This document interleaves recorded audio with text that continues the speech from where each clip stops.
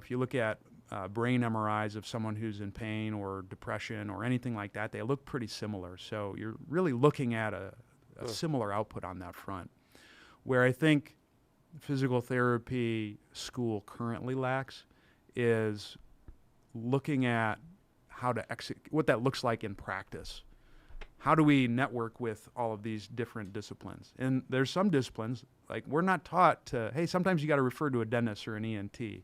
Or, hey, when you see these things, you probably want to look at psych a bit more.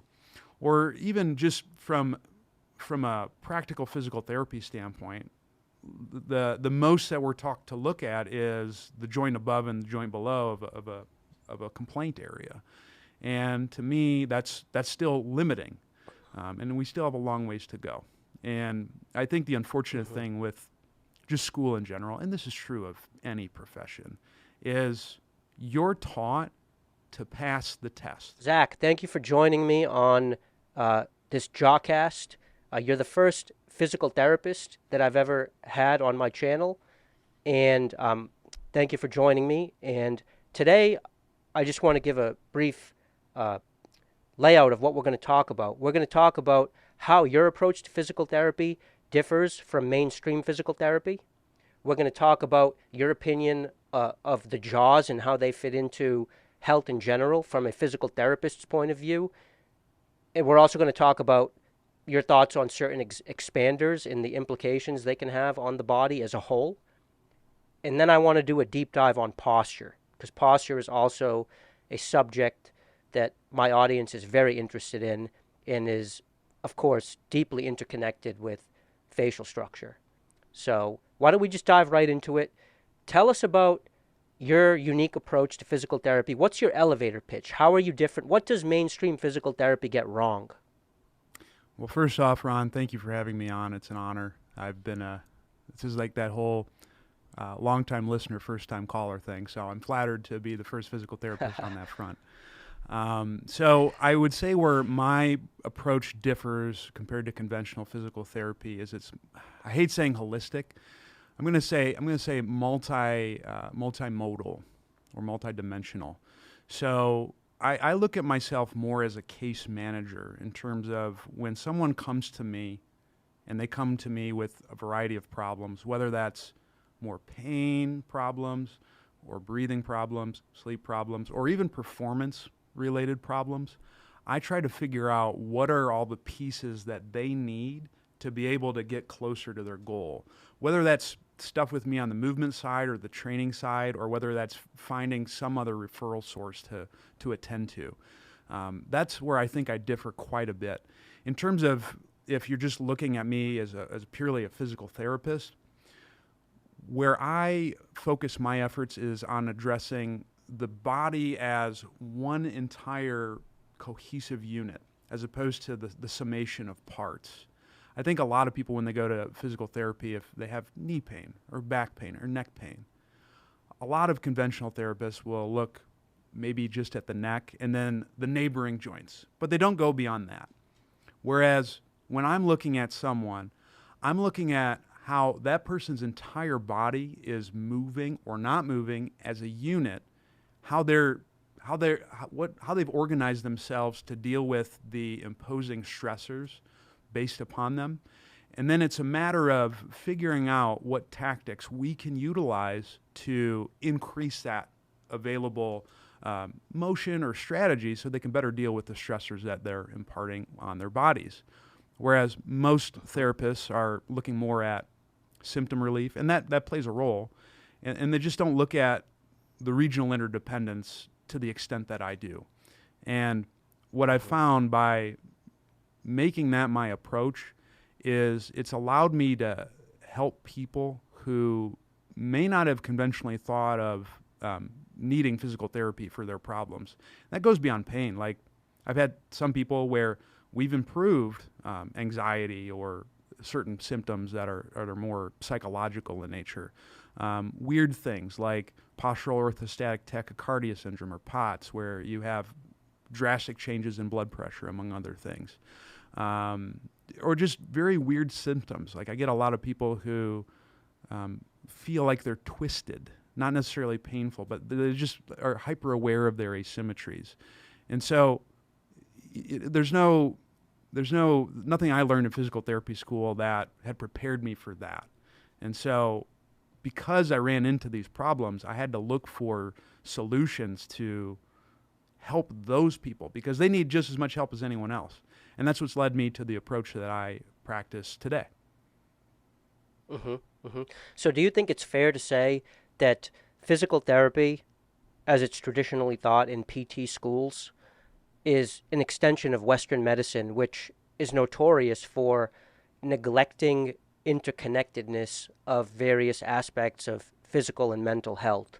And your approach is to identify connections between different parts of the body, different conditions that a typical Western doctor of PT, doctor of medicine, would think of as too out there or too woo-woo or too not supported by the data. You're a guy who sees connections and is not afraid to go out on a limb and treat root causes based on your intuition of interconnectedness of certain things. To some extent, yes. I think one thing that our profession is fortunate about is now we're taught very early on about the biopsychosocial model of things. So not just looking at the biomechanics, biology, and things like that, but also understanding that there's psychosocial factors that contribute to the pain experience, or really any experience for that matter. You know, if you look at brain MRIs of someone who's in pain or depression or anything like that, they look pretty similar. So you're really looking at a similar output on that front. Where I think physical therapy school currently lacks is looking at how to what that looks like in practice. How do we network with all of these different disciplines? And there's some disciplines, like we're not taught to, hey, sometimes you got to refer to a dentist or an ENT. Or, hey, when you see these things, you probably want to look at psych a bit more.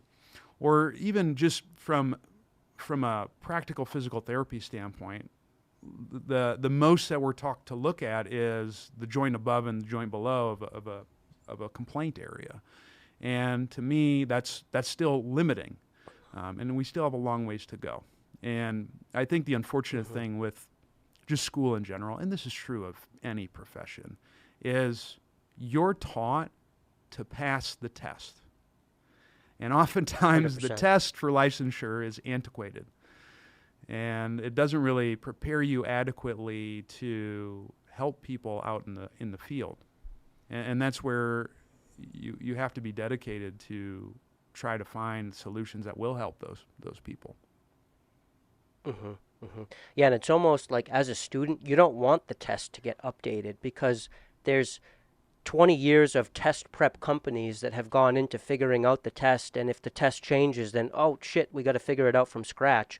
Like, they changed the MCAT, I think, about 5 or 6 years ago, and when they did, it was like everyone was scared to death at the new MCAT, and it was a lot harder. It was a lot more holistic, like they incorporated sociology and other things. I don't know the details, but it became a more holistic exam. But it was also harder for everyone. So, yeah, I can see why those tests get sort of entrenched and could be 20 years behind, which results in practitioners going out in the field without the most updated perspective. Speaking of interconnectedness and of a holistic approach, this is JawHacks. We're particularly interested in facial structure. Tell us about how some unexpected ways that you've found that facial structure can affect the rest of the body. So if you look at what we have to do as humans from a survival standpoint, we have to be able to breathe, first and foremost. And we have to be able to withstand the stressors that are imparted within our bodies. And I use that term very loosely. So for example, staying upright against gravity, although someone commented recently on one of my posts that gravity's a myth, but whatever it is that we got to do to stand up, we have to find ways to deal with that. And so you take that into consideration. And then the other thing you have to take into consideration is that person's structure, not just facial structure, but entire bony structure. And people who are built one way are going to have to deal with how to best breathe most efficiently and how to withstand the stressors imparted on their bodies differently. So, for example, you and I are built kind of similarly in some ways, Ron, but we're not built the same as, say, someone who's a high-level power lifter or an NFL linebacker. And so we can't say that we all need the same things. And so with that in mind, the summation of those variables will influence what happens within our bodies. And so if we look at some of the common things that we see from a developmental standpoint of the jaws, where you oftentimes have maxillary and mandibular retrusion to some extent, well, the body has to deal with that in some way to make sure you're still breathing. For some people, that could be changing the shape and muscle activity and tissue activity, really, of not just the neck to try to keep the airway open, but also the torso, the pelvis, all the way down to the foot, because that may help that person breathe better given the current conditions that that person is dealing with. But that's not everyone. I think one thing that in the upper airway space people talk about too much is forward head posture. Really, that's only one strategy that I see, and I would argue that that's probably a better strategy for people to use than the person who uses a military head posture where everything's pulled way back. Because if you think about it, what that does from to the upper airway is it's going to compress it anteriorly and posteriorly, or front to back. So it really limits the degree of excursion that can occur when someone's breathing. And so, but some people, again, to deal with the stressors that they have to deal with and to be able to breathe effectively, may utilize that strategy to deal with structural deficits or an inability to manage some of the stressors that they have to deal with. And so you can see widespread effects due to a multitude of factors. Now, the question is like, did the structure cause this or vice versa? And that's something we just don't know. But what I will say is the cool thing is a lot of times you can have less than desirable structure, but addressing many different conservative strategies, whether that's maximizing dynamics, not just of the upper airway, but the lower airway, meaning do I have adequate range of motion to allow me to move the ribs, move the pelvis, move basically everything that I need to be able to get good gas exchange, as well as working on various postural things, which we'll talk about. That can still lead to profound improvements in someone's health, well-being, breathing, sleep, without necessarily having to make major changes to the structure. One thing in my domain that we talk about a lot is how much structural changes are actually related to pain. If you look at a lot of research in terms of like imaging findings, MRIs of, say, lumbar spine, shoulders, knees, etc., in asymptomatic people, depending on what age range you're looking at or what body area, anywhere from 30 to 80% of people can have abnormal findings on imaging who don't have pain. And so you have to wonder, if that's the case, do we have the same thing when it comes to sleep disorders or breathing issues? You might have people who actually do pretty well in that domain but still have poor anatomy. And so my point by bringing that up is there's a lot of uncertainty in terms of how well these things, these structural issues, relate to the problems that one deals with. And I think the best course of action is to try and exhaust all conservative measures for as long as humanly possible before you go altering the structure, because you don't know to what extent the structure is actually influencing what's going on. Mm-hmm. Yeah, that's a really interesting point, that there could be instances where bad structure does not necessarily mean symptoms or illness. I met this guy a couple of weeks ago who knew about my YouTube channel.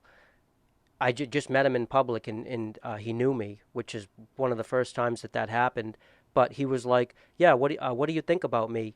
And I was like, "Do I think you need expansion?" Well, before I comment on that, why don't you put SnoreLab on your phone and record yourself sleeping for a few nights and see if you have any sleeping troubles? It's a quick way of figuring out if you snore, because if you don't snore, if you don't have any sleeping troubles, I'm probably not going to recommend you do anything because I think you look pretty good. And he did, and he didn't snore at all, you know.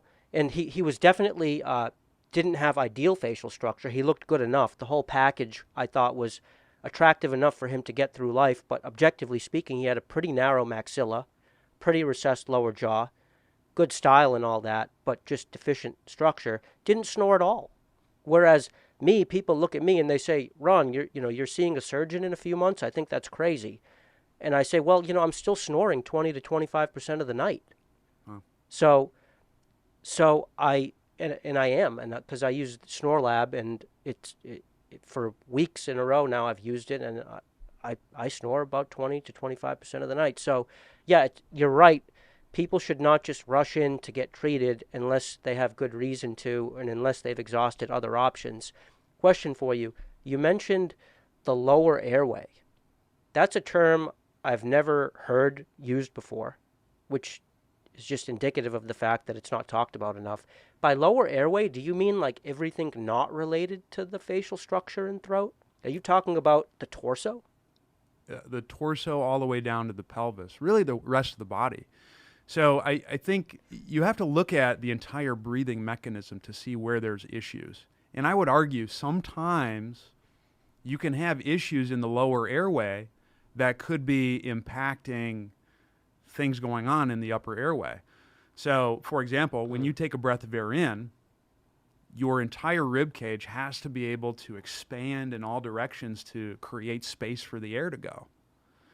So if someone can't do that, that could potentially lead to movement issues, or contribute to movement issues, I should say. It could potentially contribute to sleep issues. Not only that, but it extends all the way down to the pelvis, because the other thing to think about is when you breathe in, your diaphragm descends. Well, guess what the diaphragm is pushing down on? Your abdominal contents and the viscera.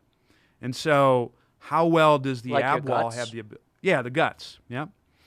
So how well does the ab wall expand? How well does the pelvis and the pelvic floor change activity within there to be able to catch the viscera as it descends downward? So then you're looking at how that might influence things in the hips, the feet, things of that nature. And so if someone has any difficulty with that mechanism anywhere along the chain, it could be a contributing factor to some of the issues you might see. And I've seen, Wow. yeah, and so like I do a little bit of myofunctional assessment, evaluation, and treatment. There's been times, Ron, where I've seen someone and I've looked at, if they had a restriction in tongue range of motion, whether you're looking at the tip or the ability to cave. And I've given interventions that did nothing to the tongue, but they did. So I would work on things to improve range of motion in some of those areas that I just talked about. And I've seen drastic changes in the ability to get the tongue placed up to the roof of the mouth just by doing that. And when we talked about exhausting conservative measures, I think a lot of people in this space aren't looking at the impact of the rest of the airway. And there's potentially a ton of real estate that someone could explore that might lead to some favorable improvements in their health and well-being, and it's just not looked at. Right. For example, when I spoke with Dr. Ting a couple years ago, he said there's 4 parts to the airway, and all 4 of the parts that he described ended here, right? But you're offering a more whole body perspective of the airway, and of course we know the lungs are here, but you're saying it goes beyond the lungs to the diaphragm, into the area that the diaphragm is trying to expand into, the guts, and then below the guts into the pelvis. That's sort of where the buck stops, but apparently not, because maybe what happens in the legs and in the feet impacts the pelvis all the way up to the top again. So it really is, it's cliche, but it really is a full body thing. It's it's overwhelming, because as if just worrying about the airway from the throat up wasn't hard enough, right? It's incredibly difficult just to deal with that. Worrying about, well, is it my nasal breathing that's the problem? Is it my oral volume that's the problem? Is it the fact that my mandible is too retruded into my throat? Is it my hyoid bone? Is it a tongue tie? There's a billion and one things you got to worry about just from here. But now you're saying we've also got to worry about blockages elsewhere. But it's a positive message, because maybe the primary problem is in blockages elsewhere. And if we, and I'll ask you about this, about how we fix these things, but you could, I would imagine, fix your diaphragm, fix your lungs, fix your ribs, your hips, your pelvis in ways that don't require orthodontic or surgical intervention. So do you think that this is what you mean when you say a more conservative approach is, let's deal with the torso and the pelvis first, and we can get gains doing that to the airway? Yeah, absolutely. The cool thing about the movement system is the risk of harm when doing movement-based interventions is significantly lower than anything you do structurally. And that extends beyond upper airway stuff. That extends to surgical endeavors, things of that nature. And so it can be overwhelming, because when you're looking at the body in total, it's like, wow, I have all of these areas. But if you can find someone who, instead of looking at things at parts, is able to look at it as a whole, then it becomes simpler. Because when I'm designing an intervention for my patients and clients, it's 1 to 2 exercises to address everything. It's just a matter of finding what those 1 to 2 exercises are that are going to get them from this step to this step. And I do want to touch on something you had mentioned, because you had used the terminology, do I have to fix this, this, and this? And I think we have to recognize that it's not that these are behaviors that are broken. You are not broken. These are strategies that your body is using to deal with the current circumstances. And that's not good or bad. Like, from a survival standpoint, it's actually pretty useful. But it may be that in certain people, those strategies could become counterproductive to get them to the next step that they want to get to. And so it's just a matter of being able to expand the available strategies that that person has available so they can deal with more than one thing. There's a common misconception in my field about what is the best posture. And I would say that there is no such thing. Because if you stay in any one position for too long, it's going to get uncomfortable. So, and not only that, Ron, as you and I are sitting here and we're talking and you're listening to me, even though you look very still on camera, you're still moving. You're still breathing in and out throughout this whole process. You are. But even if we look more microscopic than that, you're taking breaths of air in and out. Guess what? Your ribcage has to move to a certain extent. Your guts have to move to a certain extent to do that. Your blood is circulating, so there's movement going on there, and that's going to change, muscular tension or relaxation in a variety of areas. You're digesting. That's movement. So we're always moving. And it's just a matter of being able to increase the extent of what's available to us movement-wise that can lead to favorable changes. And I would argue that's all that we're doing when it comes to things in the upper airway, is we're just expanding the available options that someone has. So, for example, if someone doesn't have enough room to put their tongue on the roof of the mouth, well, they really only have one strategy, and that's for the tongue to be in a low resting position. Well, if I can create space for the tongue to go other places, well, now I've increased the amount of things that my tongue can do, and that can lead to favorable improvements in the airway. So it's not that we're trying to create static things, because we're not static creatures. Sure. I want to talk more about specifically what can be done to the lower airway and what particular blockages you find, because this is completely new to me. Tell me about a typical small facial structure case like someone who comes in presents with maybe upper airway resistance syndrome or even sleep apnea. They don't want to get an expander. They don't want to start breaking bones. They certainly don't want to go see an orthodontic surgeon yet. What do you find in their lower airway? What can you do about that? Mhm. Like, and I want you to be microscopic about describing the anatomy of what you tend to find down there and what can actually be done about that and how effective it can be, as opposed to just expanding the jaws and creating new opportunities or new physiological options up here. Mhm.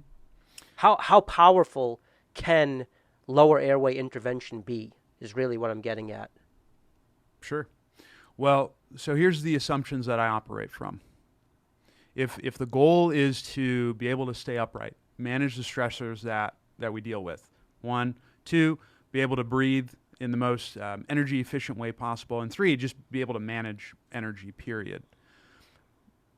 Having fewer options available or range of motion is desirable on that front because it becomes more energy costly the more I move, right? And so based on our anatomy, there's two factors.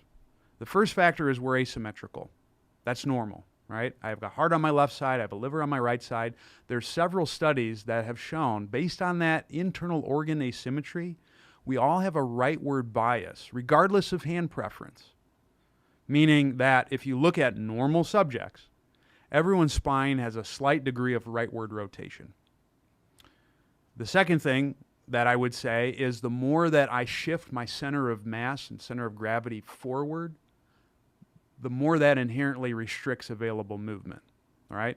If you've ever wrestled an alligator, Ron, if you want to win, you want to pull them up into extension because that steals their ability to rotate. So we kind of do the same thing from an efficiency standpoint.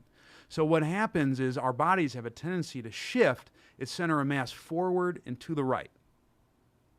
And so what happens in that case from an airway perspective... That's exactly what I'm doing right now, by the way. Man, I'm literally standing on I'm on my right leg in a tree pose, and I'm leaning forward onto my desk on my right side. Yep. So, Yeah. bingo. Yeah, well, and that's because that's comfortable, and that's okay. Like, that's some totally normal human stuff.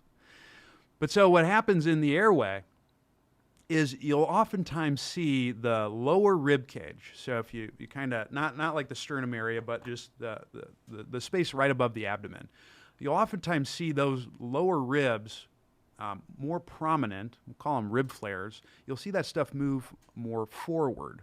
And a lot of times you'll see the pelvis also shift or translate forward in a wide variety of ways. Hang on. Two of the most common, got my pelvis here. Let's see if I can get it to focus. Fantastic. Yeah, there we go. Two of the most common is to either tip forward like that or to translate the pelvis forward that way. And so... Kind of like you're talking about, like that flat butt, sort of like slouch, where the pelvis sort of slouches forward, the butt sort of disappears. Yes. Kind of like a nerd butt. Yeah. You either see that, or you see like someone who has excessive glute activity. So, you know, that like a term that's used in PT is called like a butt gripper. Someone who's always squeezing at all times. Or the joke I always say at my seminars is like, you just had Chipotle. Or you see kind of the J-Lo thing, right? Where I got someone who's got, looks like they have a really big butt. But really it's just because they've changed the curve in their lower back. And so that's kind of like the biggest strategy that's most common. Now, there are some structural differences in terms of how someone might express that. So, for example, there's some individuals who have a wider frame, and there's some individuals who have a narrower frame. And so they're going to go about that strategy a bit differently. But generally, you see the center of mass push forward and to the right.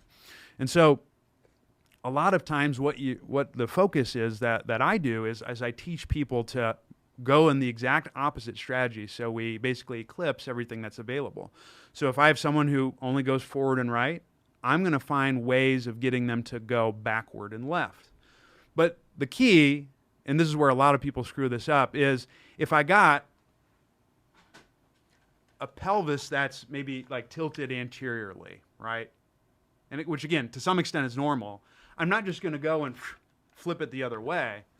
What I have to do is I have to change the shape that's occurring within the body in order to make that happen. Because what you're not seeing underneath that is what the guts and airflow are doing, right? So, for example, say I got this toothpaste tube, all right? So it's got toothpaste in it. And if I want to move the toothpaste within the tube, I'm going to squeeze it in a wide variety of ways. But let's say I lack the ability to squeeze toothpaste into the bottom, and let's say it's all up top. Well, I can still move this thing, but the way I have to move it is by bending in certain areas, like that, right? And so when a lot of people try to correct their posture, instead of moving the toothpaste within their bodies, which would be making sure the guts can move in all directions, making sure I can expand air into all parts of the ribcage, et cetera, they end up bending in certain areas to try to elicit a particular posture. But the problem with that is when I only bend in one area, the movement is occurring in a more focal or localized place as opposed to broadly across a wide variety of joints. And so the way that you teach someone to go in that exact opposite direction has to be something that occurs more internally to allow that toothpaste to move, which would be viscera and air. And the way that you get that stuff to move is through breathing. And so a lot of times what I will utilize is I will find positions that encourage that person to move their center of mass backwards and to the left. And then we throw breathing on top of that to cause the guts and air to move in a given direction. The term that I call this is the stack. And so basically what you would do is you would find a position where you breathe in a certain manner to elicit that change. And it's different than like some of the conventional nasal breathing that you would utilize because you almost need to have a bigger excursion. And so the way I coach it is... Well, what do you mean by that? What do you mean by a bigger excursion? Well, so if I'm trying to, with quiet nasal breathing, I'm getting mostly passive recoil of the diaphragm to create gas exchange, right? It's very low-key, it's very chill. The guts are moving, and they move a significant amount, but it's probably not enough to establish a big change in movement.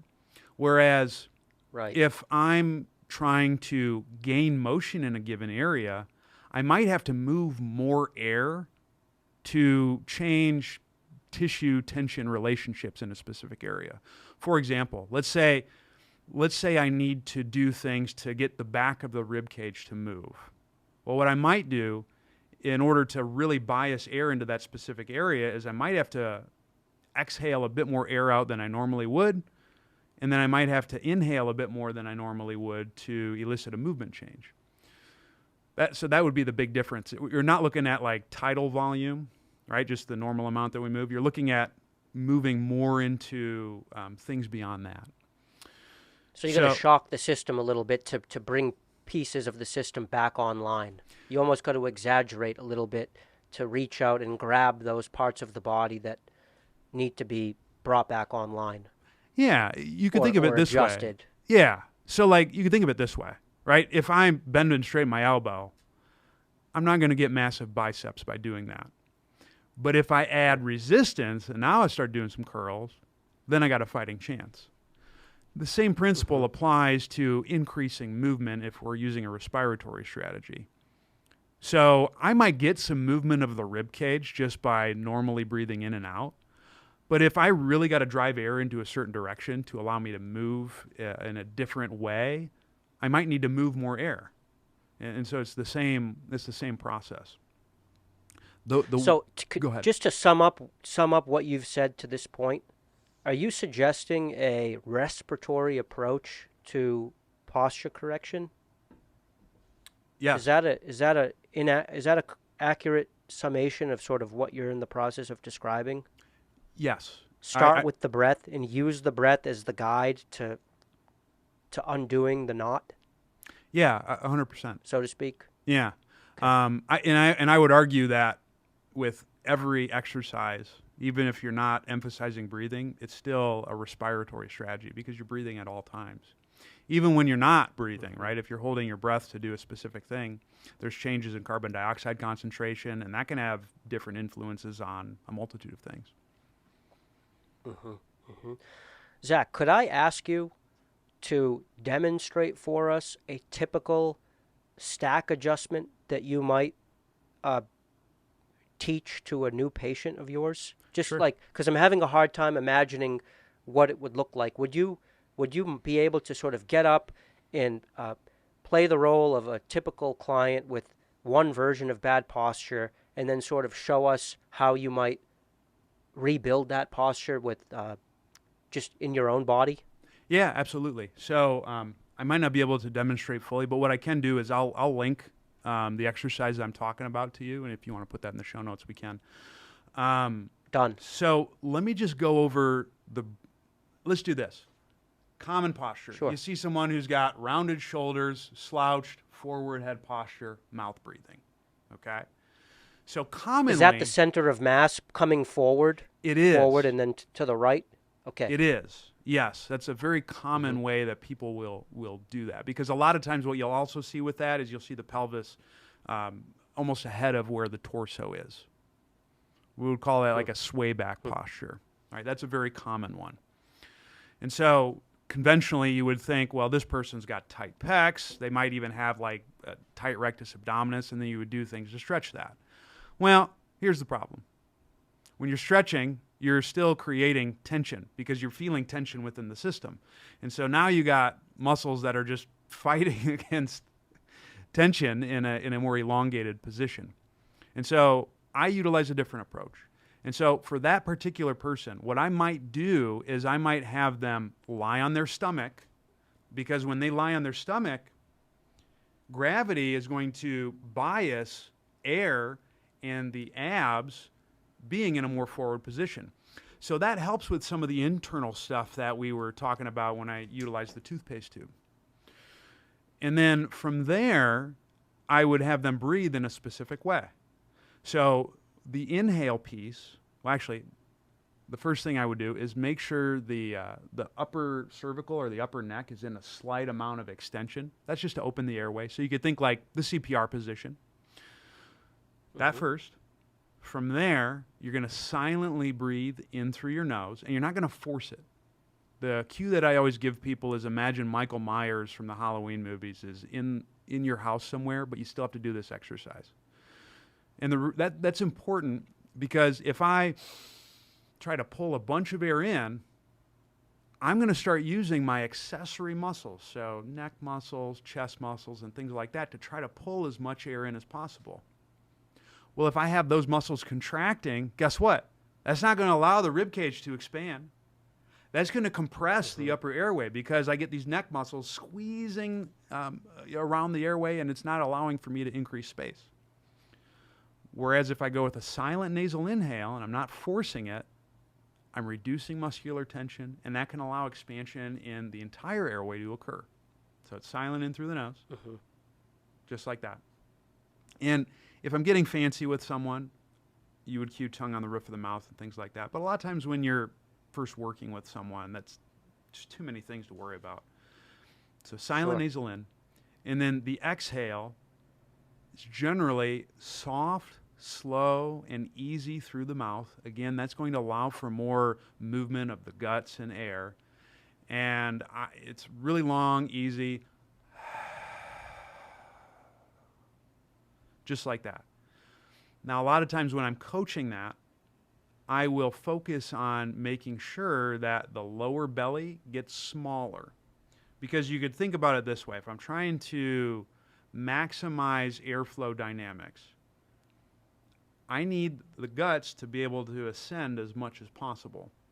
And so in order for that to happen, there we go, I need to be able to squeeze basically that toothpaste from the bottom up. And so if the lower abs can't get smaller, then it's going to be difficult for that to happen. So it might just be like putting the hands on the stomach to feel that occurring. Over time, what you'll see I had a rib cage. I don't know where it's at. But over time, what you'll see is the lower ribs will also get smaller. That's normal. That should happen when I exhale. And then you might see things like the chest wall and things like that also drop and descend down. And so it's So in your bottle of toothpaste analogy, mhm. the toothpaste is air, and Air in the guts. we don't want air in the guts, right? And we don't want the you had the bottle of toothpaste bent in half before with all the toothpaste at the top. That's a typical constricted, messed up person.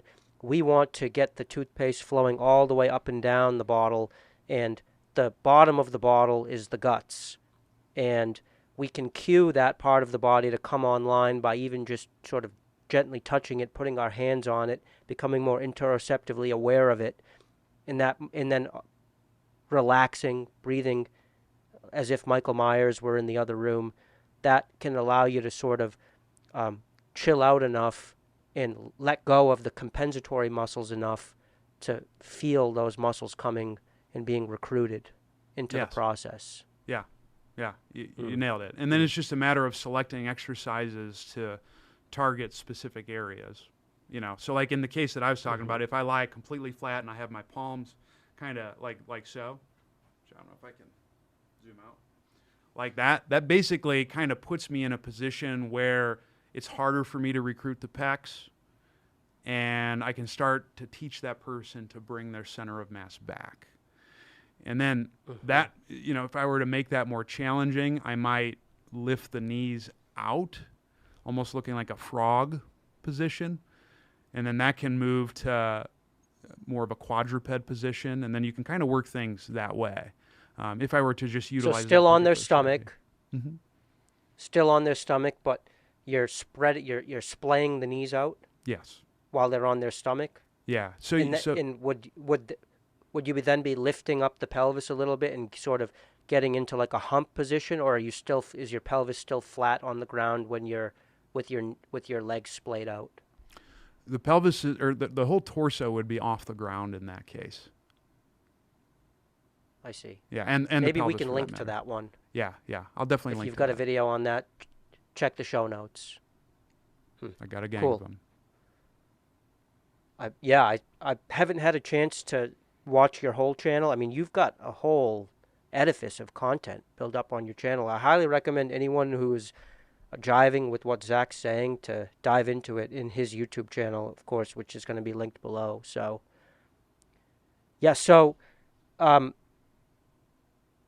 this sounds like a lot of work, and it sounds like, everyone wants to just come in and get a quick fix, right? This is maybe not that. This is definitely a holistic long-term fix.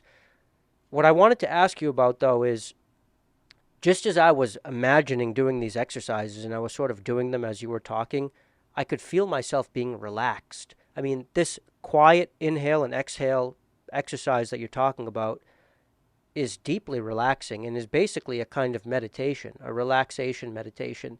Mm-hmm. And I would think that the effect that these exercises have on the mind could also assist in the unwinding of the toothpaste bottle, so to speak. Could you speak a little bit about the connection between your approach and mental health? Yeah, absolutely. I think, well, I look and make decisions based a lot on someone's movement and biomechanics. I can't discount that there is a mental component to it as well. A lot of times when I'm coaching people through these interventions, it's breathing in the way that we just described, but then also, hey, do you notice this part of your body working? Do you notice that part of your body working? Do you feel your glutes working? Do you feel your quads? And so if they have to in-tune within their bodies in these specific areas, that's very similar to most meditations. Focus on your breath. Yes, it is. Focus on this. And so I think that definitely is a way of doing that. It's just it might be a little bit more biomechanically specific to that individual. And I've had a lot of people where we've done things and been exhausted afterwards, like want to go to bed, but like in a good way, like they're so relaxed and chill. And a lot of times when I give people their exercises, I say, hey, do this stuff before bed. It'll help you fall asleep. And A lot of times it does. So you Yeah. can't separate those two. No, definitely not. You probably don't know this, but I spent a couple of years living at a Buddhist monastery where we did, several hours a day of breath meditation. And the way the Buddha taught breath meditation was to become aware of the body as you breathed. It's really that simple. You go into deep states of concentration by bringing more and more of your interoceptive awareness to as much of the body as possible. So what you're teaching is ancient Buddhist breath meditation minus some of the underlying philosophy. But when you do that at a monastery, you're sitting in very specific positions, which when I was at the monastery, my headaches were at their worst. My headaches were so bad when I was living at the monastery, I had to leave just so that I could go seek out medical intervention to try to figure out what the heck was going on. I mean, it was one big headache. So I guess what I'm saying is breathing exercises in and of themselves are not necessarily like healing to the body, but a breathing exercise in the correct position, such as what you're describing, I could imagine could be very powerful. So it's not just about the breathing exercises. The position is critical too. Yeah, and it depends on what you're trying to go for. There's definitely some relaxation benefits from just breathing alone. But if I'm trying to elicit Yeah. movement changes, that's only going to get me so far. Yeah. It would be like if I did just specifically compound lifts, but my goal was maximal muscle growth and hypertrophy. Well, at a certain point in time, you're probably going to have to do some local stuff to elicit those changes, right? Like most bodybuilders do machine-based work for that reason. And so it's kind of the same thing. It just depends on what you're trying to do, Like a lot of Sure. Patrick McEwen stuff is very useful for eliciting good physiological changes in my respiratory system. But it might not be the best choice for improving someone's movement. Just like my stuff might not be as good for inducing major physiological changes or if I'm trying to push respiratory performance. Right. Right. Yeah. Yeah. That's totally understood. Um, what kind of changes are you seeing? What kind of results are you seeing in a patient? How long does it take for you to have a patient present with, let's say, a breathing struggle, a sleep disordered breathing to some degree, which is what a lot of my viewers deal with? How many months of work with you until they might see a positive change in their function? It depends on the case, but Yeah. I can get with some of this stuff if I give the right move and it's performed well, and because I hammer this fundamental concept so much, you can get changes quickly. Like I've had some people where they've been left pain free after one session. That's not everyone, but you can definitely get movement changes incredibly quickly. There was a case study I had done recently on my YouTube where I think I titled it, "He touched his toes with 2 exercises." And so this guy never was able to touch his toes. Never. I gave him 2 moves, and he was able to get like within a few inches of his toes. And then 3 weeks later, he could touch his toes, and he was feeling pretty good.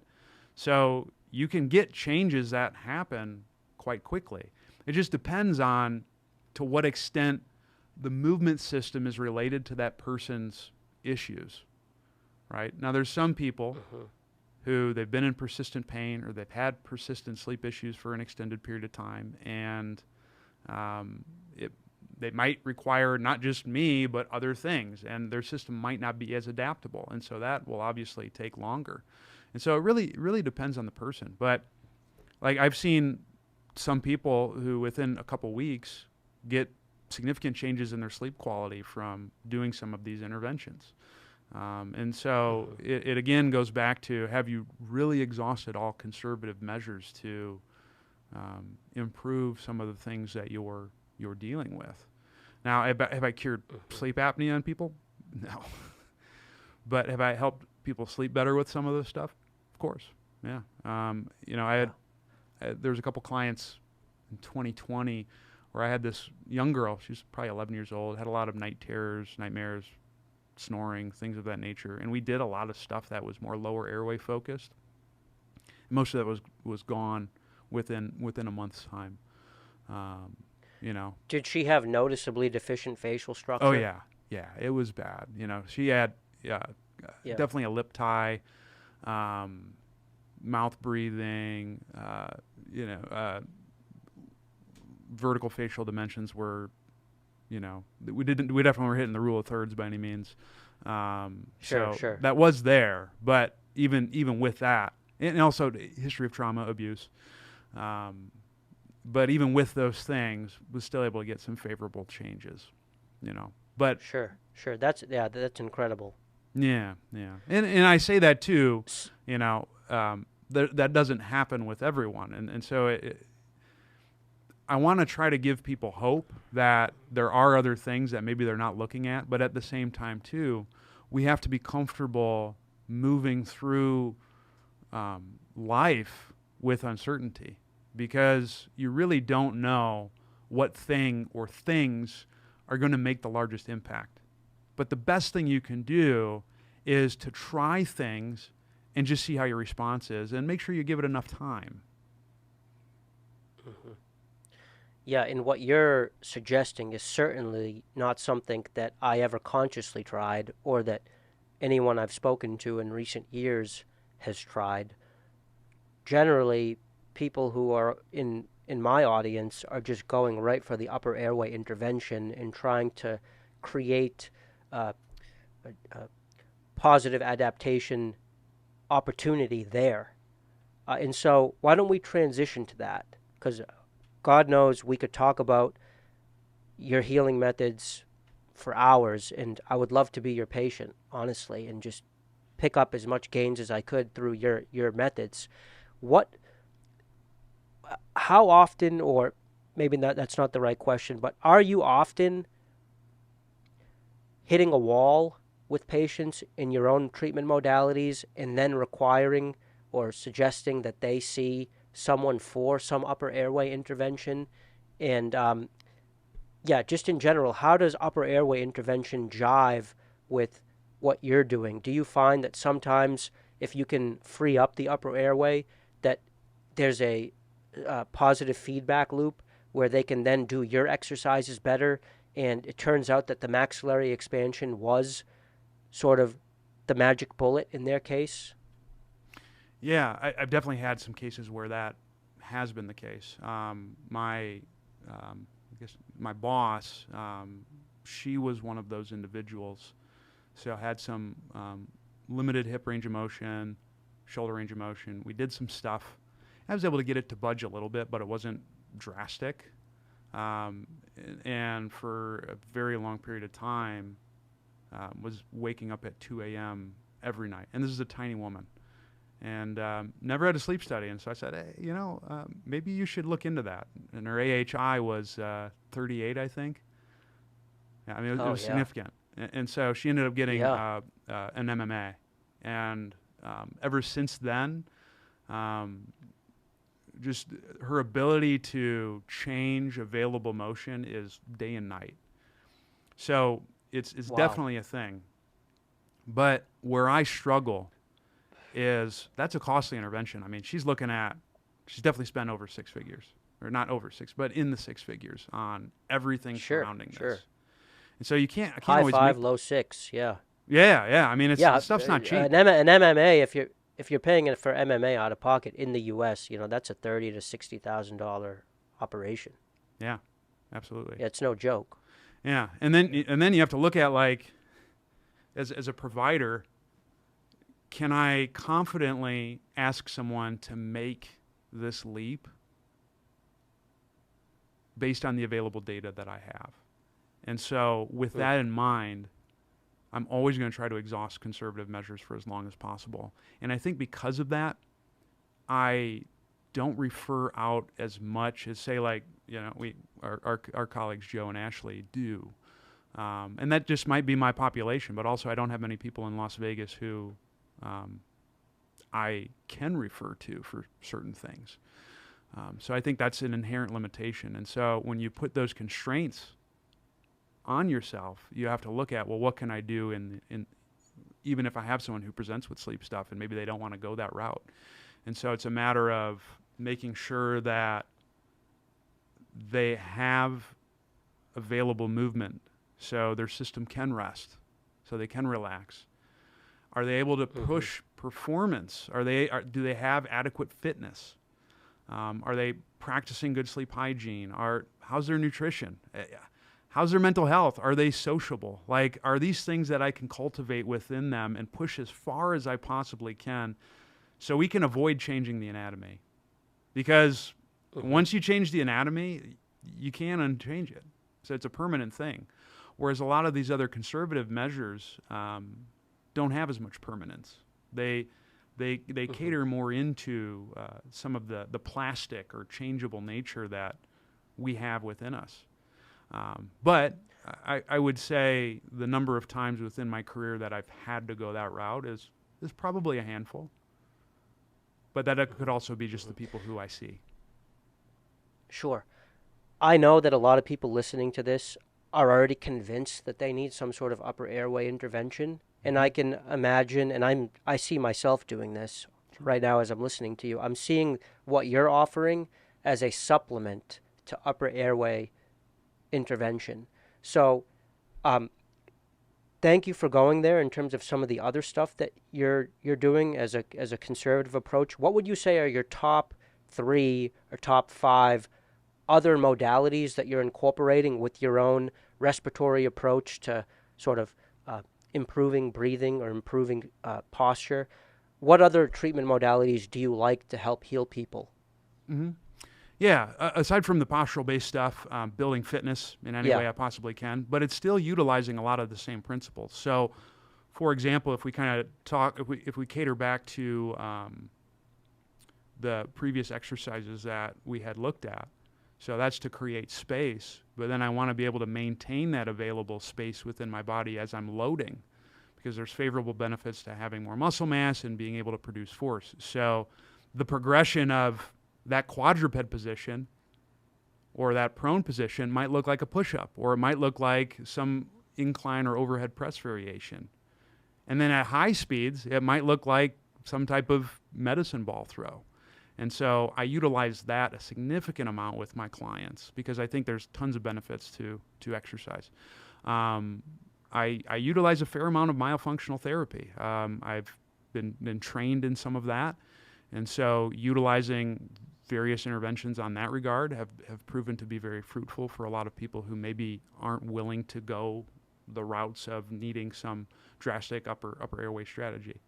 I do things to encourage sleep hygiene.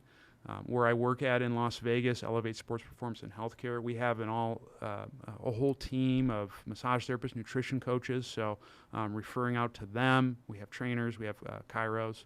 So we have a lot of those methods available as well.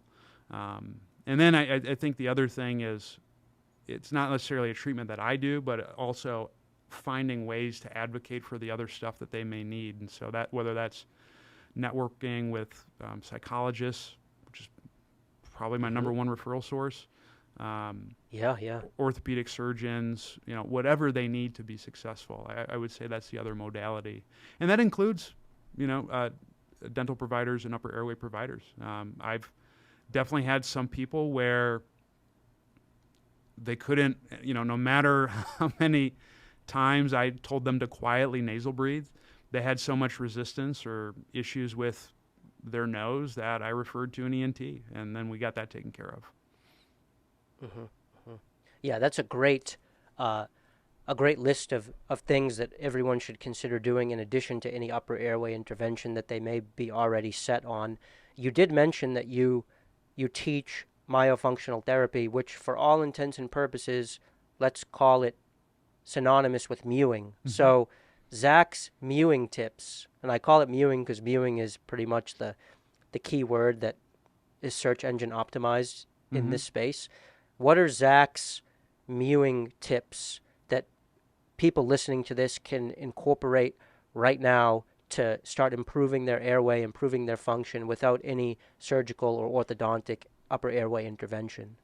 Yeah, I think the way I approach it is making sure that if the goal is I need to be able to comfortably nasal breathe, you got to look at all the factors that would go into that. And so the very first thing would be making sure you have an adequate lip seal. So how many different things can you do with your face? So not only can you keep your lips closed in a comfortable manner, but are you able to smile? Are you able to make like the fishy face? Are you able to blow air into each quadrant of your cheeks? Like those are very simple things that you can start with.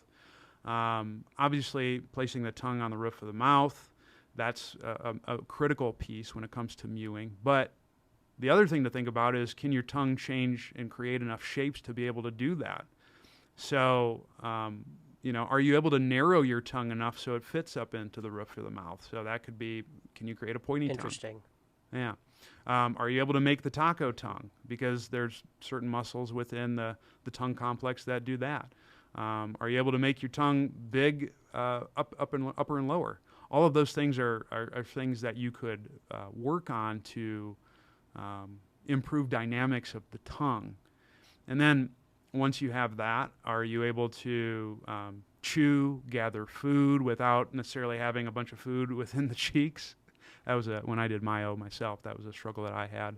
And then like once all those are in place, it's a matter of being able to retrain a swallow without utilizing any superficial muscular activity. So if you're someone who swallows and you have to use your lips or you're moving your neck a lot when you're doing that, it's probably something you should work on. And we can share this too, Ron, I have a YouTube playlist that has a bunch of different exercises that I've had a lot of people just kind of try to run through those, and they've found it to be very useful. Yeah, so you have like a myofunctional therapy playlist on your channel? Yep. Oh yeah, that's incredible. That would be an incredible resource for anyone who's looking to be a better mewer.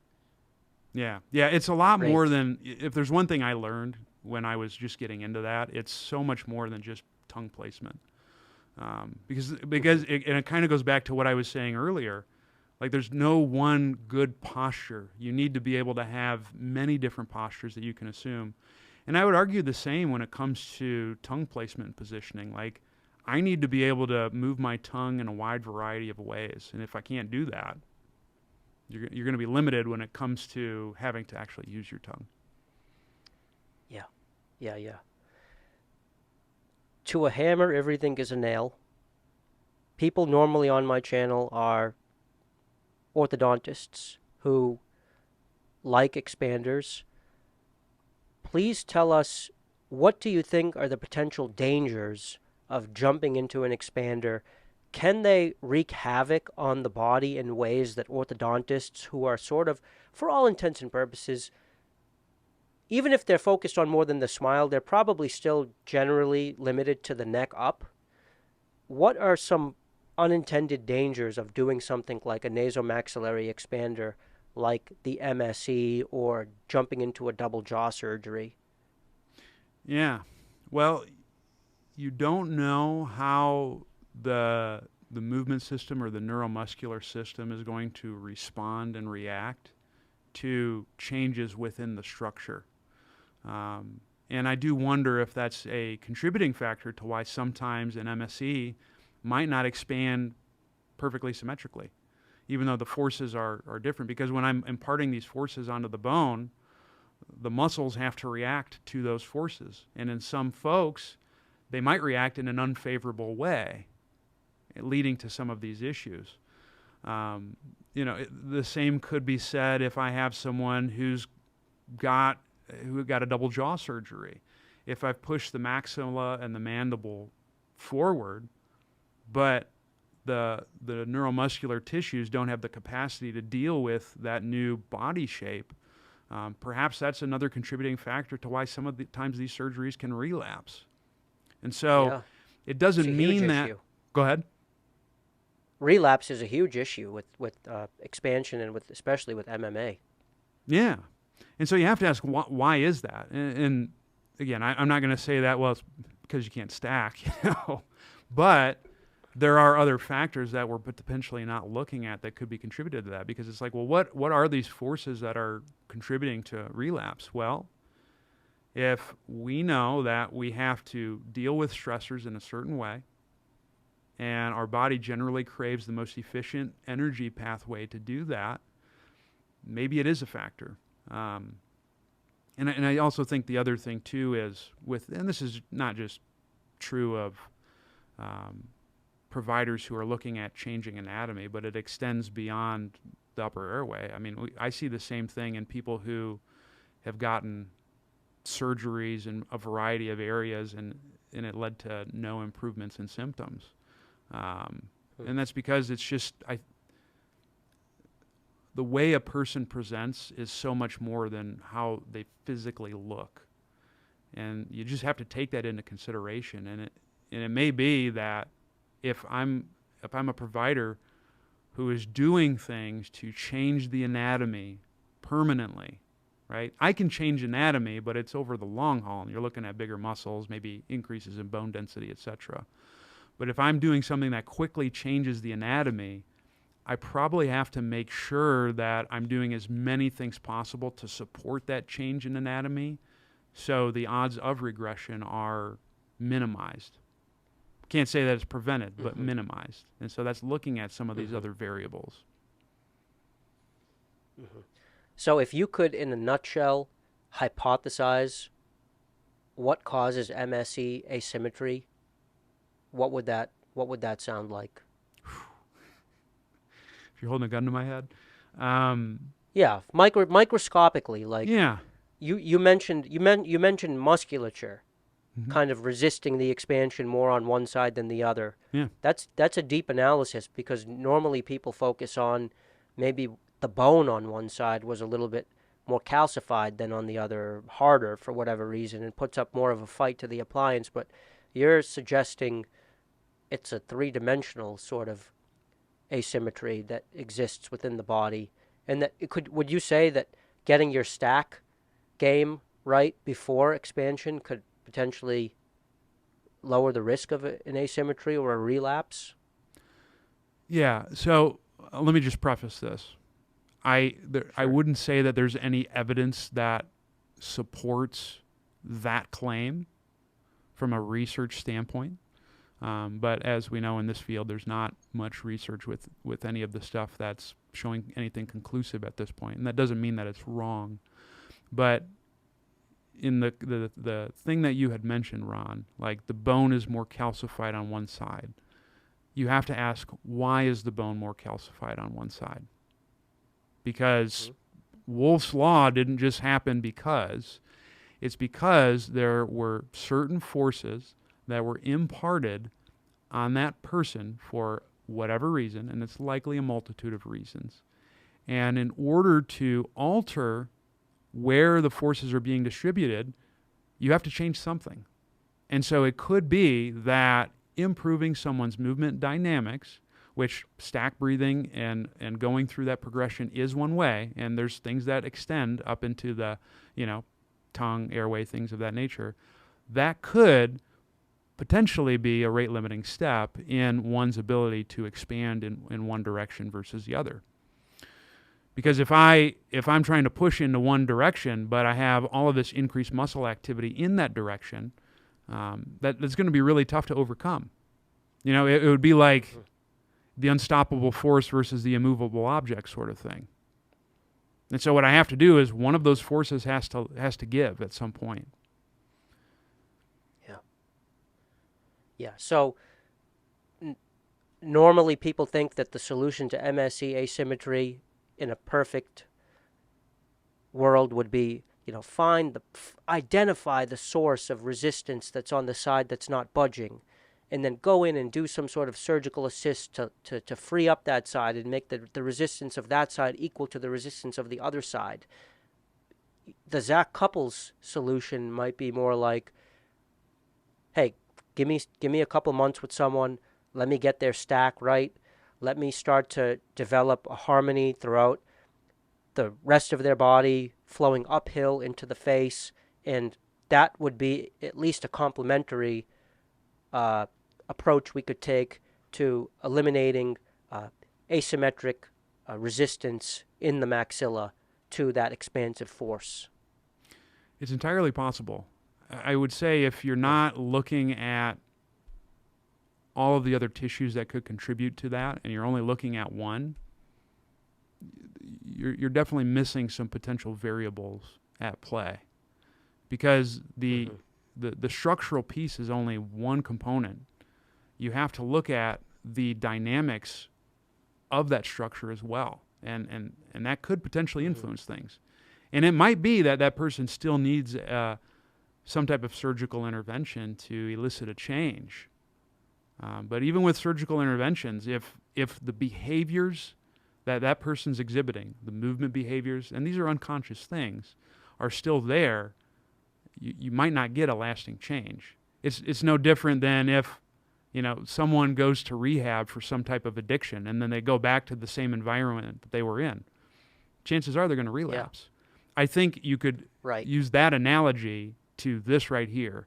If I make a structural change and I go back to the same environment that I was in before, and I don't make any changes to the environment, I can't see there being long-term success in that case, or at least it's harder.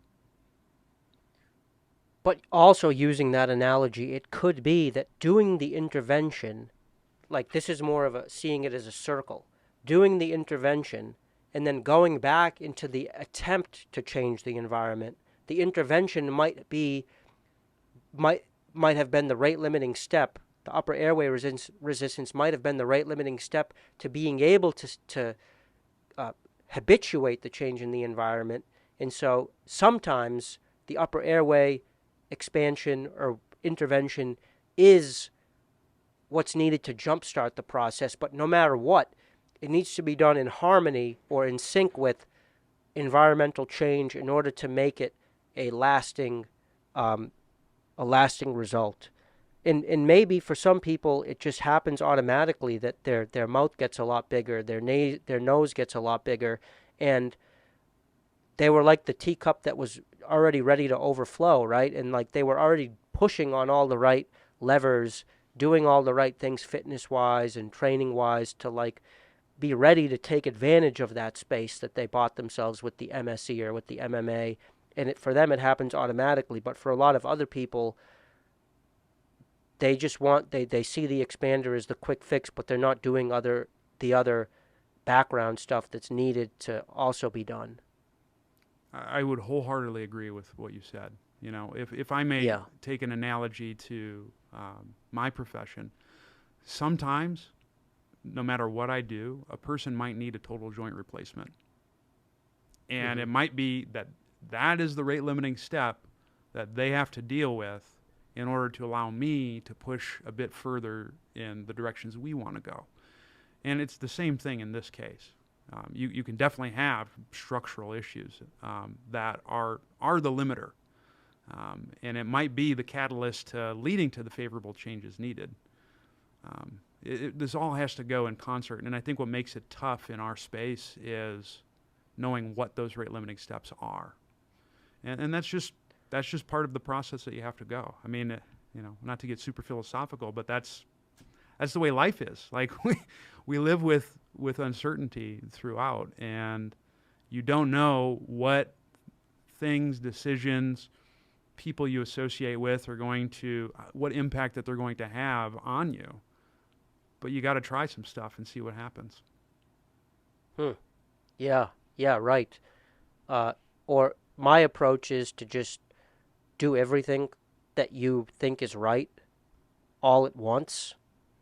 Especially the low-hanging fruit that seems like an obvious issue or an obvious shortcoming in your lifestyle or in your physical body. Do it all at once and then trust that as long as you continue to just knock on all the right doors, and this extends to other aspects of life as well, relationships, skill development, career, spiritual life. Trust that as long as you put in the right inputs, you will continue to trend in the direction of the truth or toward health. I think it's no different with airway health And also, of course, attractiveness is another issue that a lot of my audience is interested in. My audience is not just airway health, it's also looks maxing, for Mm-hmm. lack of better terms. Young men insecure about the way they look, trying to make their face more objectively attractive. But really, the root desire there is to become more attractive. It's not to change the face. Changing the face is just a a vehicle toward being more attractive. But I've always said, being attractive is a multifaceted thing, and it's not just about facial structure. The black pill guys think it's once you get your facial structure right, it's all going to click. It's going to be like, the game of solitaire where, you get that last card and then they all just sort themselves and it's game over. You win. But it's not, right? Like you have to get your career right. You have to get your spiritual life right. You have to build a social network of friends who provide social proof for you to let other people know that you're not a serial killer. You have people who like you in your life besides this person you're trying to attract or your followers on social media. It's complex, right? Yeah. And yeah, do you what you seem like a really well put together guy. What advice do you have to young men who are in this black pill mindset who think, oh, as long as if I can get my facial structure right, it's going to solve all my social ills? Yeah. Man, that's a. I'm just laughing because I'm familiar with this space. I mean, I would echo what you're saying. There's so much more to being attractive than just your face.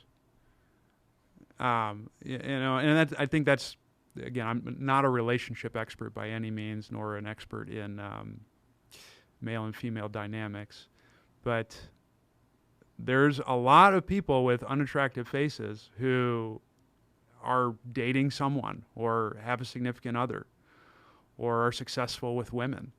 And it could be because they are offset that by being very successful financially, or they have they're the life of the party, or they're very confident, or they got great style. Like there's so many variables that go into that. And I really think even in that approach, if you're trying to attract a mate, it's exhaust all conservative measures possible, first and foremost. And so, like, if you're shopping at Walmart for your clothes, you're only going to attract a certain amount of the opposite sex, right? Or if you aren't in good shape, like that's also something that can play a huge role. I mean, just look at the number of people who, if they weren't in great shape and then they took the dedicated time to get themselves in good shape, and you ask those people, hey, what was it like now dealing with the opposite sex? And it's a day and night difference. It's just, I think the thing with black pill and looks maxing is looking at changing my facial structure helps me look at something that's really outside of the locus of my control. So I might not have to deal with the things that are within my control. Because all of the things that I've talked about are tough, man. Like it is tough. It is tough to work in a manner that you're making an adequate income. It's tough to get in good shape. It's tough to be a social person. It's work to have your mental, spiritual, and social health all in line. And it's a lifelong process. And it's the same reason why I only charge a certain amount but to get someone in shape. But liposuction is way more expensive than me. And it's because of the speed component that occurs with that. And so I would challenge all of those people who are in the black pill to, like, have you really exhausted all of these other measures? Because guess what? Even if you get MMA surgery and you have the Adonis face, you're the Giga Chad. I got that Giga Chad filter on my Instagram. If you can't talk to people or you're still in terrible shape, your success rate with whoever you're trying to attract is still going to be drastically low. Yeah. I agree, and I think it's ironic that in the looks max black pill space, you get a lot of the really hardcore, extreme people Mm-hmm. looking at people trying to improve themselves in other more holistic ways, and their response to that is cope. It's cope, like, oh, that's not going to do anything for you. You're just coping, trying to make yourself feel better by taking an action that you think is going to help, but it's really not. When in reality, they're the ones who are coping by adopting this victimhood status that allows them to basically feel good about, smoking weed and watching porn all the time with this mentality that, you know what, I'm never going to be able to go out there in the world and be somebody or attract a mate because I'm just too ugly. They're the ones coping. Yeah. I would agree It's an wholeheartedly. inversion of the truth. Yes. It's a complete inversion of the truth. Yeah. So, yeah, I hate to see guys fall into this despair of thinking that there's nothing they can do to improve their lot. And like with what you do for the airway, I do think you can get a huge boost of improvement just by, getting your posture right and working out. Mm-hmm. Like, show me a guy who has an awesome posture, right? Who is upright, for lack of better terms, and who's ripped, low body fat, great muscle tone, visible abs. He's got the little, the curves that lead down to the pelvis, down to the crotch area. When he's got his pants at his waist, you can see that nice V. Mm-hmm. Right? Show me a guy who's got that. Even if he's got small jaws, he's still going to be hot to somebody. For sure. Yeah. You just, and you can do that. You can go and take the next 2 years and get your diet right and hit the gym and become acceptably attractive. Yeah. And there's nothing anyone can say to convince me otherwise, unless a person is, handicapped in some way that they can't lift. And if that's the case, then, I don't know what to tell you. But even guys like that can become comedians or something, right? And again, some woman out there, and you only need one, is gonna think that you're quirky and geeky and nerdy in a hot way, and made up with you. Yeah. So yeah, black pill is bullshit in my opinion. Yeah, I would In wholeheartedly summary. agree. I would wholeheartedly agree. It's it's an excuse to not make the necessary changes to really just be a better person, a person who contributes to society and the world on a larger scale. And I'll tell you what, if you look at most people in Hollywood, not everyone's got perfect facial symmetry and structure. I mean, heck, if you look at The Rock or you look at Bradley Cooper, if you look at the asymmetries within their faces, like, they're not perfect by any means, but they're both very successful, and they're both considered sex symbols. So, Yeah, right. and Right. And I can hear the black pill guys right now saying, "Oh, but they're Hollywood celebrities." Well, the point is that they've done something that's non-physical, that's not related to their jaw structure, that's made them more attractive, which is proof that doing things that aren't directly related to your facial structure can make you more attractive. yeah, yeah. Or, you know Doesn't what? have to. Look at You don't Elon have Musk. to be a. Yeah, A lot of women find Case him in point. attractive. right. And now they're saying in their head, "Oh, well, he's a billionaire." Well, but so okay, he's a billionaire, but that's still a non-physical. Like, it's still something he's done that's not related to his facial structure that's made him more attractive, which logically disproves the black pill idea that attractiveness is only related to your face. Yeah, So there's something you can do. Maybe you don't have to be a billionaire, but you also don't need to attract supermodels and other rock stars. You can just attract, the girl down the street that you see at the coffee shop every day who you think is cute, and maybe all it's going to take to attract her is making $100,000 a year and driving a decent car and having decent style and having the ability to approach her and speak to her in a way that's not creepy. Yeah. And Yeah. those are all things that you can develop in 1 to 5 years. You can go from a 0 to very solid in all of those categories. And throw a six-pack on top of that and decent physique and health consciousness, which inevitably will result in good skin and, all of the other kind of X factors that come along with good health. And that's a slam dunk. Yeah. Yeah.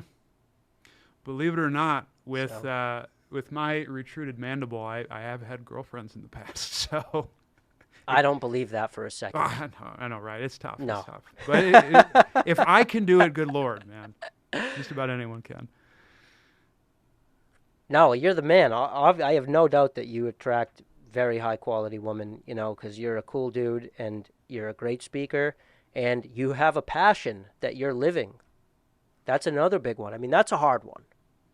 Not everyone is going to be a Zac Cupples who has expert knowledge in a field that he actually gives a crap about and then is able to develop a social media presence, expounding upon that. But that's doable, and it doesn't have to do with your facial structure. Again, black pill disproved. But, that's something that is, objectively speaking, attractive. Yeah. Well, you've basically turned yourself into somewhat of a, maybe not an A-list, maybe not a B-list, maybe not a C-list, maybe a D-list celebrity. I maybe a Z-list, just so that way we go for Zac.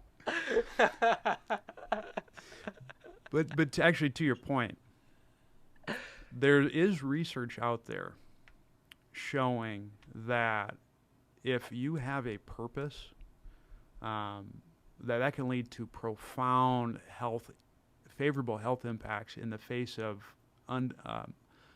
undesirable conditions. So actually my assistant passed something on to me recently showing that having a purpose can reduce incidences of persistent pain, or chronic pain. There was a seminar I took a while back by Dr. Brian Walsh, who's a naturopathic physician, very sharp, where there's actually an inverse relationship between pro-social behavior and the immune system versus inflammatory system response. So the more social I become, the greater immune boosting I have and the less overworked my inflammatory system is. And if you think about it, from a survival standpoint, it makes sense. If I sprain my ankle, I'm going to have people taking care of me. So I don't need a big immune system response. But I am going to more likely contract pathogens because people are gross, right? So I do need a more robust immune system. And then that flips actually when I'm more antisocial for the exact opposite reasons. If I'm not around people as much, my immune system doesn't have to be as active. But I need to heal that ankle sprain quickly. Otherwise, the saber-toothed tiger is going to get me. So my inflammatory markers are going to go up. But now here's the cool thing. If I have a purpose, I can potentially get those immune-boosting benefits and health benefits even in the face of not having a robust social circle. And so it just goes to show, having some of these fundamental things that aren't maybe often talked about can lead to widespread health effects. And I will say this, a lot of my most troubled patients and clients are oftentimes individuals who don't have that purpose, or their purpose has become finding their health, and they can't find anything beyond that. Right. And I'd venture to guess it's very similar with some of the people that you see, or people who are very focused on fixing their airway. And I would throw money down. And of course, I'm in Vegas, so I'm going to be throwing money down. That's very prevalent in the black pill community. Yeah. The searching for the cure becomes the life purpose in and of itself, to the point where you almost don't want to find a solution, because then you have to graduate out of the space, and then what? Oh shit, now I really got to find something else. Yeah. As an alternative, you could take your fascination with that space, start a YouTube channel about that, call it JawHacks, and then have that become your purpose, and then you can have the best of all worlds. Yeah. You can be in that space forever. Yeah. In a positive way. Yeah. And I bet, Ron, that you doing what you're doing right now and being a steward to people in this space has probably had large health effects on you that you're probably unaware of. Well, I am aware of them. Or, because maybe. Just because I'm super aware of my health, because it's been a fixation of mine, because I've been so sick for so long. Yeah. That I'm acutely aware of triggers and how different variables in my life affect me. And again, you probably don't know this, but there was about a year and a half between early 2020 and May 2022 where JawHacks was dead in the water. Mm-hmm. I didn't post at all. Yeah. And so during that time, when I was just doing my other job, which doesn't really have as much meaning for me, it's more of a job rather than a project and a passion that I really care deeply about. I was not right during that time. Something was missing. Yeah.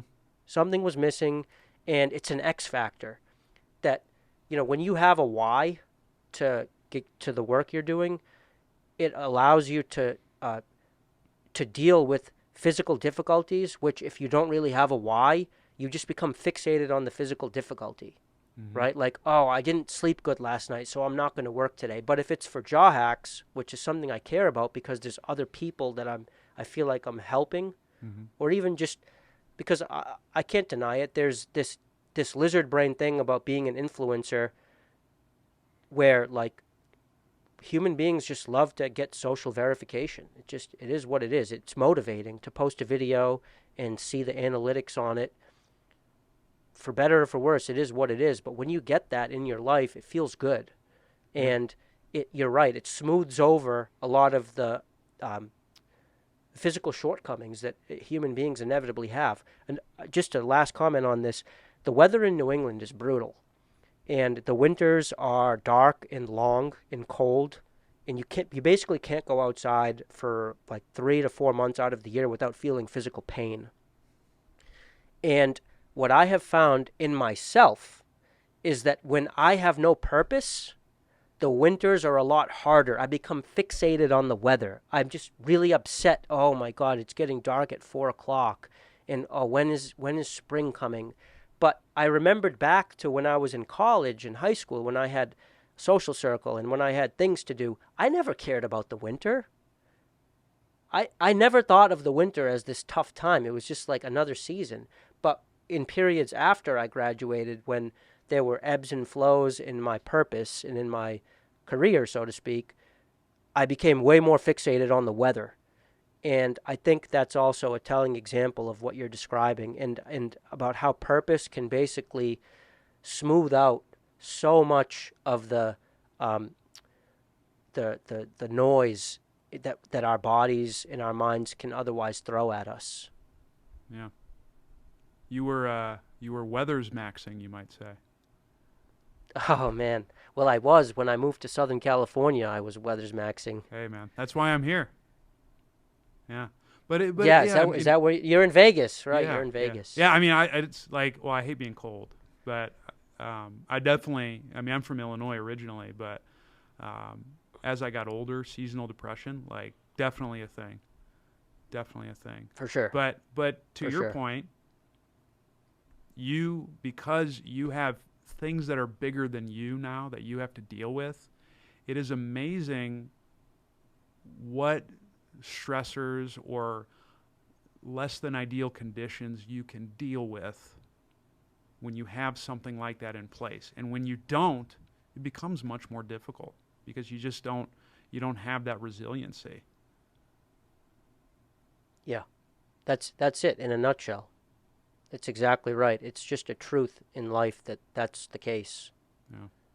Yeah. So again, just another thing that people need to address in their life to get their body and mind right. And it's not an easy one. That's a hard one.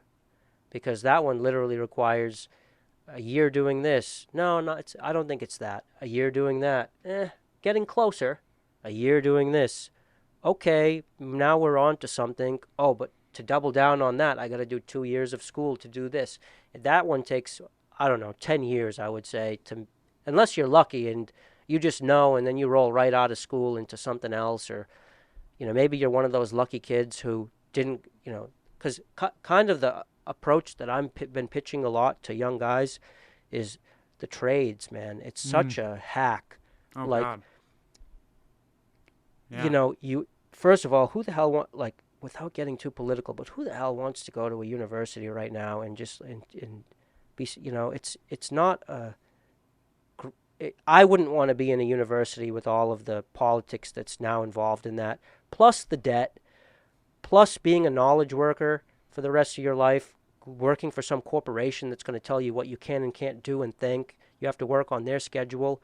Or you could go to a trade school, become an electrical apprentice, become a licensed electrician by the time you're 21, start your own business as an electrician, have a few trucks out on the road, hire some employees, and make, you know, solid six figures working for yourself, being your own boss, running a business, driving around in your truck all day, working with your hands, doing manly things that just get your lizard brain really happy for mysterious reasons that we'll never understand, but it is what it is. You know it when you feel it. As opposed to the 21-year-old who graduates with, a philosophy degree like I did and a mountain of debt, and now what? Oh, law school, another 300,000 in debt to then, be indoctrinated with more bullshit. Again, without getting too political. Yeah. But the trades are such a hack Mm-hmm. to young men, and it's the one space where it's especially a hack because, buy low, sell high. There's a lot of disdain toward the trades. No one really wants to do it. No one really wants to work outside in the winter, but working outside in the winter is such like a biohack because if you can withstand the cold, your body responds with so much happy chemicals. It's like a cold plunge, but Yeah. you get paid to do it. Yeah. Um, and yeah, it's a path to self-employment, and it's something that can't be outsourced as well to China. Or replaced by artificial intelligence or automation. For sure. There's, Sure. I mean, like, there's AI for copywriting now, or they're making artificial intelligence for content and marketing and stuff. So Yeah. yeah, and I even look in my profession. Anytime someone says, "Oh, I want to be a physical therapist," I say, "You sure?" Because for the amount of debt that's incurred compared to the amount that you make, it's for the overwhelming majority of people, unless they want to do a specific thing that only PTs can do, it's not worth it. And so I would echo exactly what you're saying. Like, the trades are a really good place to be. Also coding. Like, if you can get into coding, if you can get into media in some way, I mean, why is it most of the major tech companies are no longer requiring a college degree to work for them? It's because it's not essential.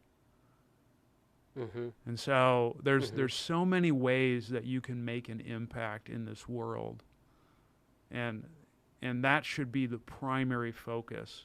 If you can get out of you and extend to something that's beyond you, to me, that's probably the biggest key to health. Yeah. And I think so too. And I think a lot of the people in this space, Ron, who are focused solely on that, or if we want to talk black pill or things like that, that's the one thing that they lack. They have so little space that's beyond them that they're almost stuck within themselves. And I mean, not to get too esoteric, but it's like, what is an upper airway issue, right? It's a reduction of space. What is some of the movement issues that I see? It's a reduction of space. There's changes in people's peripersonal space when you look at certain conditions, right? So What's that mean? What's peripersonal space? So you have your physical body, but then you also have the space beyond you. Like, that is actually a part of you. So, like, if someone gets really up close in your grill, you get uncomfortable. even if they're not touching you. Mm. Why? Well, because that space is actually a part of you within your brain. And there was this really cool study where they looked at a few different subjects, and one of the subjects were people with eating disorders, so like anorexia, bulimia, things like that. And the way they view they actually looked at their peripersonal space, and their peripersonal space was significantly larger than, say, a person who didn't have an eating disorder. And so because they have this space that's outside of them that appears so large, they inherently try to make themselves smaller to deal with that. Wow. Yeah, it's pretty wild. Yeah, that's fascinating. Yeah. That's fascinating. But I Yeah, also think that probably plays into some of the stuff that we're talking about too, where it is not having a bigger purpose, but it's all very Sure. similar things. I've got one for you. This is one I've been thinking about more and more recently. Of course, nature, human beings didn't survive our developmental period of God knows how long by like finding the perfect career, and every man and woman, went out and became, the artist that they wanted, or had the perfect career that they wanted.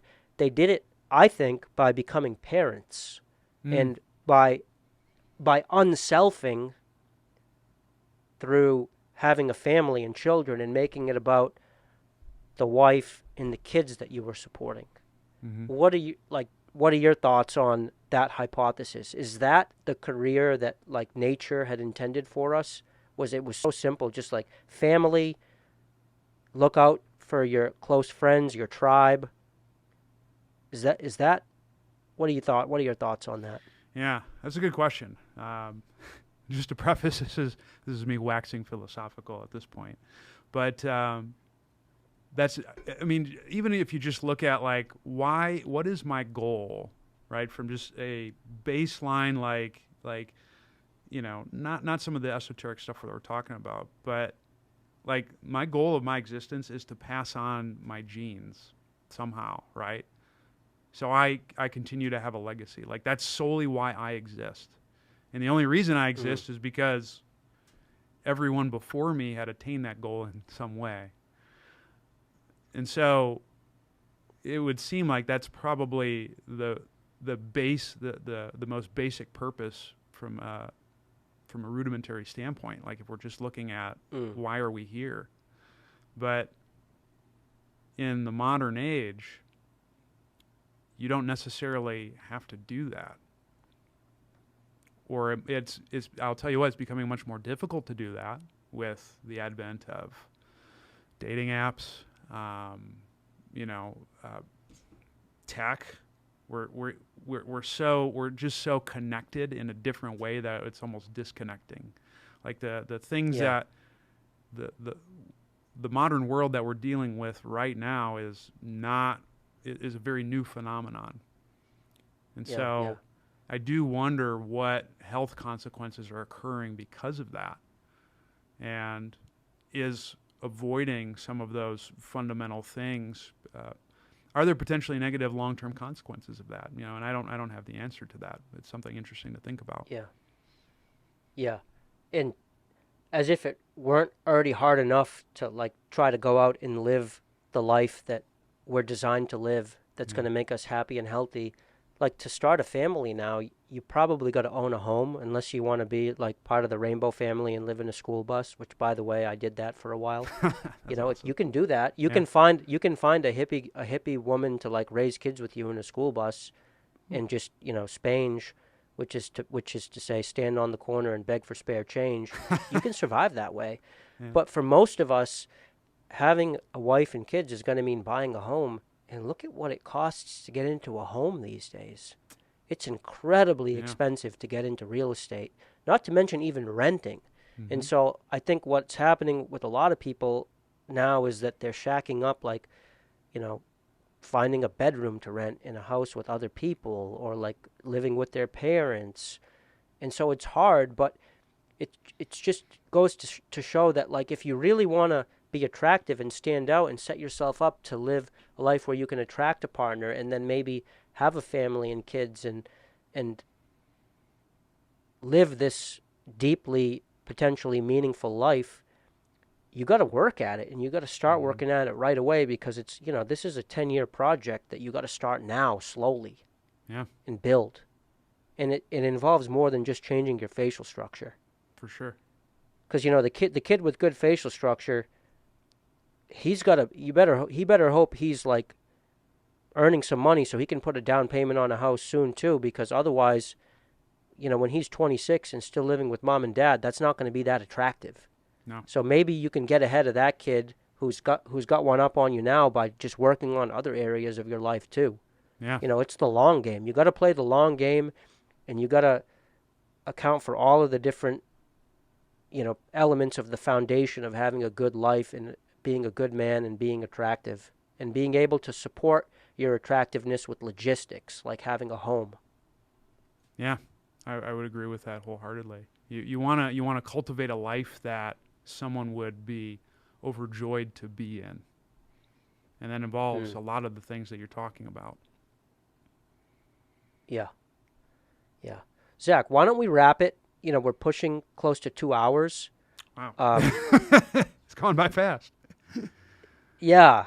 We'll have to do it again sometime. I would love that. But I really appreciate your time. You have, this is a paradigm shift, I would say, in the JawHacks key ideas. This idea of stacking, especially. This idea of taking a conservative approach to airway problems by addressing the lower airway. Completely new on JawHacks, and I think will be of great benefit. How can people reach you? Like, I know that there's going to be a lot of people who are going to just be dying to become your patients now. Do you take patients from remotely? And if so, how can people reach you and work with you? Yeah. So the easiest place to find me is my website, zaccupples.com. And so I offer, well, it's not like a patient-based thing. I offer remote consultations, online training, and things of that nature. So you can reach me there. I'm also on YouTube. I'm on Instagram. YouTube, just search Zac Cupples, you'll find me. Instagram is Zac, Z-A-C, Cupples, C-U-P-P-L-E-S. And I'm on Twitter and all the social media stuff. If you're in Las Vegas area, I work at Elevate Sports Performance and Healthcare, and I see patients there quite regularly. So, yeah, if anyone needs any guidance in this space, and they're struggling, and maybe they're doing a lot of me search, but they're not figuring out the most efficient way to help them, because it's tough, man. It's tough when you're in the weeds. Like, a lot of times you need someone who can look outside of that to be able to guide you down that path. And I mean, that's one reason why you're doing what you're doing. And on the movement side of things, I feel confident that I can help a lot of people with that. And if I can't, I'll find whatever that next step is. And so that's kind of my mission, and I'd be happy to help whoever needs it. Fantastic. Well, Zac's out there for anyone who's interested. All of the links he just discussed will be in the show notes. And I think anyone would benefit from having the opportunity to work with you. So, Zac, again, thank you so much, and let's keep in touch. Please. It was an honor, Ron. Thank you. Take care. Bye-bye.